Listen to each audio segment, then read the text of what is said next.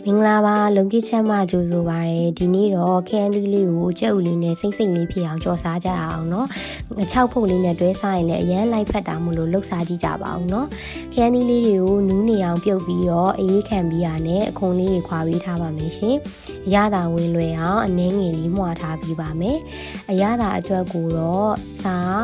ချိုမုတ်အနေငယ်နဲ့ငံပြာရည်တို့ကိုအသုံးပြုပေးထားပါရှင်။ရတာလေးနှမ်းဆက်သွားအောင်တေချာလေးမှွေပေးပါနော်။စီပူလာပြီဆိုတာနဲ့ကြက်သွန်လေးထည့်၊နွေးမုတ်လေးထည့်ပြီးချွတ်တီအထိကြော်ပါမယ်။ကြက်ဥလေးထည့်ပြီးတော့ဖြည်းဖြည်းချင်းမှွေပေးပါမယ်ရှင်။ကြက်ဥလေးတွေအနေငယ်ကြက်လာပြီဆိုရင်ခရမ်းသီးပြုတ်ထားလေးထည့်လိုက်ပါမယ်ရှင်။ဒီခရမ်းသီးကျော်လေးစားကောင်းမိုးလျှို့ဝှက်ချက်ကတော့လေခရမ်းသီးရဲ့ရေလုံးဝကုန်ပြီးတော့6လေးလက်ကလေးဖြစ်အောင်မီးအေးနဲ့စိတ်ရှည်ရှည်ကြော်ပေးရမှာဖြစ်ပါရှင်ကြည့်ပေးလို့ကျေးဇူးတင်ပါတယ်ရှင် like and follow လေးလည်းလုပ်ပေးပါအောင်နော်